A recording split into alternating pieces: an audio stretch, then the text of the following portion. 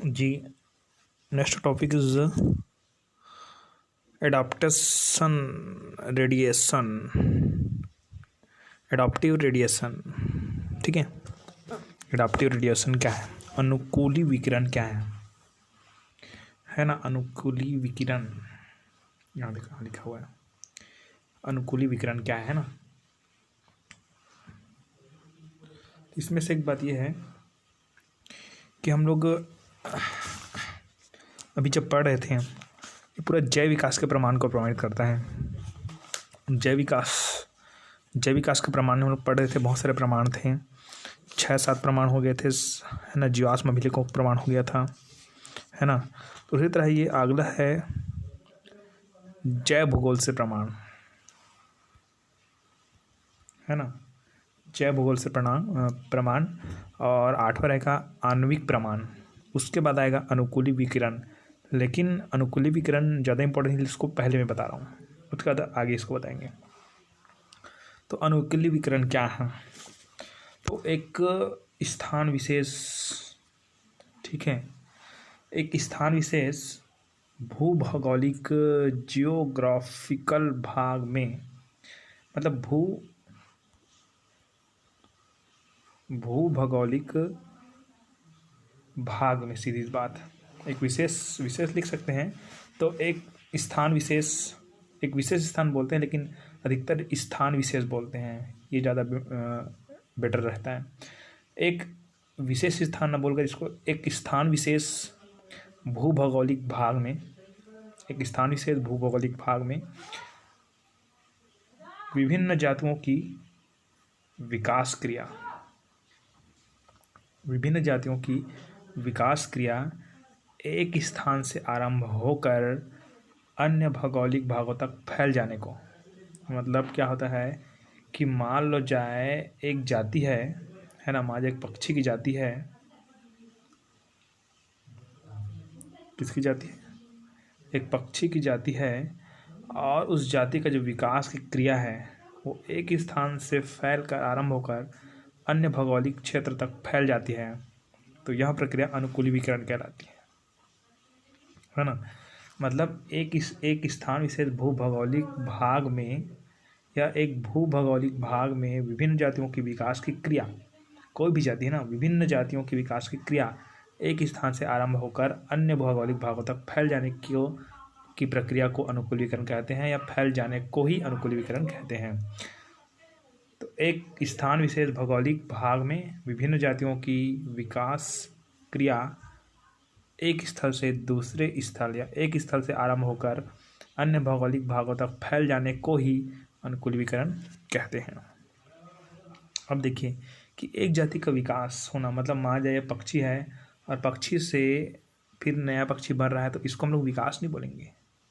एक पक्षी है, उस पक्षी से कोई नया प्रकार का पक्षी पैदा होता है, ठीक है, नया जाति टाइप से कुछ पक्षी बनती है, तब उसको विकास हुआ है ऐसे बोलेंगे। केवल बढ़ना ही, वृद्धि करना ही विकास नहीं है। मानव पहले बंदर था, बंदर होने के बाद धीरे धीरे वो क्या हो गया, मानव बन गया, विकास किया ना, तो क्या किया, पूरा बदलाव हुआ ना, उसी को विकास बोलते हैं, न कि वृद्धि को विकास बोलते हैं। ठीक है, तो ये पक्षी है, पक्षी का विकास कब होगा, जब उसमें कुछ नए गुण, नए प्रकृति, नए लक्षण दिखाई देंगे, तब उसको विकास बोलेंगे।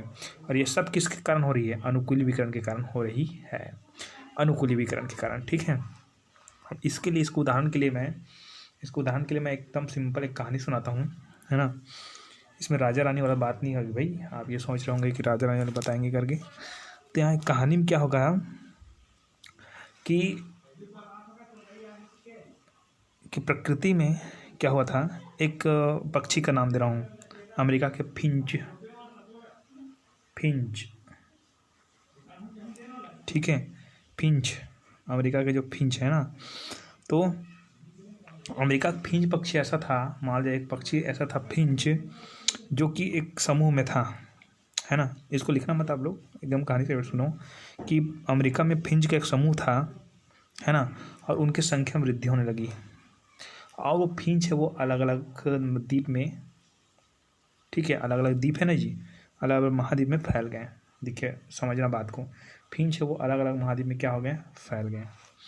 अब अलग अलग महाद्वीप में फैल गए हैं, तो देखिए ये महाद्वीप ए मान लेते हैं, महाद्वीप बी मान लेते हैं, महाद्वीप सी और महाद्वीप डी। तो महाद्वीप ए वाले पूरा शाकाहारी है, महाद्वीप बी वाले है पूरा मांसाहारी है। तो जो फिंच का जो चोंच था, चोंच जी जो मुंह के सामने होता है इसको चोंच बोलते हैं, ठीक है। तो फिंच का जो चोंच था, है ना, वो शाकाहारी के हिसाब से कुछ अलग हो गया और मांसाहारी के हिसाब से कुछ अलग हो गया। इस प्रकार फ्रिंज के नए जाति का विकास होने लगा, है ना। कुछ जगह बहुत सारे फल मिलते थे तो उसको खाने के लिए कुछ चोंच मारना पड़ता था, तो उसके चोंच में वृद्धि होने लगी। कुछ जगह उनके चोंच है वो छोटे होने लगे। मतलब इस प्रकार से प्रत्येक अलग अलग द्वीपों में अलग अलग प्रकार के फिंज बनने शुरू हो गए। बात समझ रही है, अलग अलग फिंज बनना शुरू होंगे। तो इस प्रकार से ये सब किसके कारण संभव हुआ, अनुकूली विकिरण के कारण संभव हुआ, ठीक है। और रिपीट करके देख लीजिएगा इसको, है ना। तो उसके बाद हमारा जो मेन पॉइंट तो कट गया। अब घोड़े के विकास के जस्ट बाद आता है 7 नंबर का पॉइंट। घोड़े के विकास के जस्ट बाद आता है 7 नंबर का पॉइंट, जैव भूगोल से प्रमाण। इसके पीछे पढ़े थे हम लोग जीवाश्म से प्रमाण, है ना। तो जैव भूगोल से प्रमाण मतलब हमको किसको प्रमाणित करना है, जैव विकास को। जैव विकास का मतलब क्या होता है कि सरल जीवों से लंबे समय में जटिल जीवों का निर्माण हुआ है, उसी को सिद्ध करना है।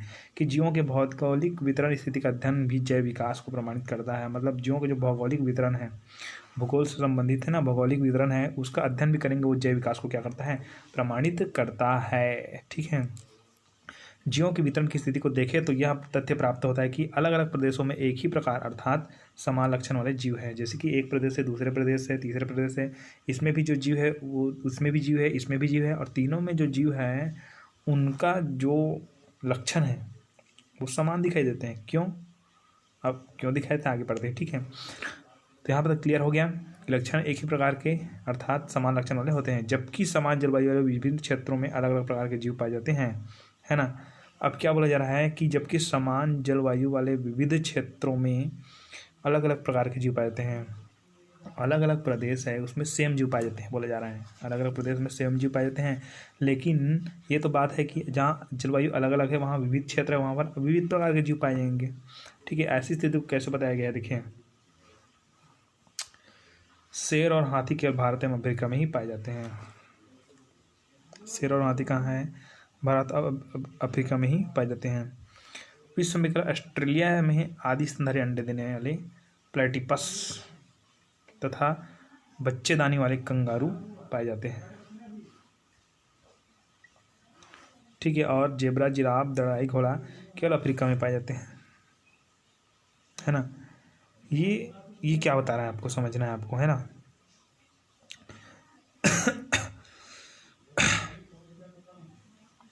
ये बताया जा रहा है कि जो अलग अलग प्रदेश हैं, अलग अलग प्रदेश है उसमें देखिए यहाँ पर रिवर्ट को देखिएगा कहाँ पास है, अलग अलग प्रदेश में एक ही प्रकार अर्थात समान लक्षण वाले जीव हैं। अब इसी को देखिए, शेर है और हाथी है, यह इंडिया है और ये अफ्रीका है, ठीक। तो शेर भारत में पाया गया और यही शेर है अफ्रीका में पाया गया, हाथी भारत में पाया गया और यही हाथी है अफ्रीका में पाया जाएगा। तो जो इंडिया का हाथी है या इंडिया का जो शेर है वो पूर्णतः अफ्रीका के शेर और हाथी की तरह ही थे, अफ्रीका के शेर और अफ्रीका के हाथी की तरह ही थे, ठीक है। ये पहला पॉइंट की क्लियरिटी आपको समझना है कि अलग अलग प्रदेशों में एक ही प्रकार अर्थात समान लक्षण वाले जीव हैं, ठीक है। कंट्री प्रदेश भी बोल सकते हैं और अलग अलग देश भी बोल सकते हैं, ठीक है। तो यहाँ पर समझा ये इंडिया है और ये अफ्रीका है। तो इंडिया और अफ्रीका में जो हाथी है, सॉरी इंडिया में जो हाथी वही हाथी अफ्रीका में पाया जाएगा। मतलब इसके सब लक्षण क्या होंगे, समान होंगे। मतलब ये यहाँ का भूगोल है, यहाँ का भूगोल, ठीक है, उसके आधार पर देखे जाएँ तो यहाँ पर जो जितने भी शेर हैं उनका विकास हुआ है तो या तो अफ्रीका से इंडिया आया होगा या तो इंडिया से अफ्रीका गया होगा। मतलब एक प्रकार से ये है कि जो सिंपल पहले शेर थे, जो सामान्य शेर थे उसी से विकसित होते हुए न्यू विकसित शेर बनते गए, ठीक है। दूसरा पॉइंट का क्लियरिटी देखते हैं, जबकि समान जलवायु वाले विविध क्षेत्रों में अलग अलग प्रकार के जीव पाए जाते हैं। अब समान जलवायु वाले विविध क्षेत्र में जैसे कि देखिए लगभग ऑस्ट्रेलिया को तो नहीं कह सकते हैं। ऑस्ट्रेलिया की जो जलवायु है वो इंडिया की जलवायु से बहुत ही भिन्न है। हम लोग एक आध उदाहरण लेते हैं तो हमारे अफ्रीका का लेते हैं, क्योंकि अफ्रीका है ना, ये समुद्र तट, इसके अंदर ही समुद्र तट है और ऑस्ट्रेलिया में भी समुद्र तट है। इंडिया में अत्यधिक गर्मी होती है, ठीक है। अफ्रीका और ऑस्ट्रेलिया को ले लेते हैं तो यहाँ क्या होता है, जबकि समान जलवायु वाले विविध क्षेत्र मान जाए ऑस्ट्रेलिया का जलवायु और अफ्रीका का जलवायु समान है, ठीक है। तो समान जलवायु वाले विविध क्षेत्रों में अलग अलग प्रकार के जीव पाए जाते हैं, है ना। तो देखिए अफ्रीका में क्या पाया जाता है, हाथी, ठीक।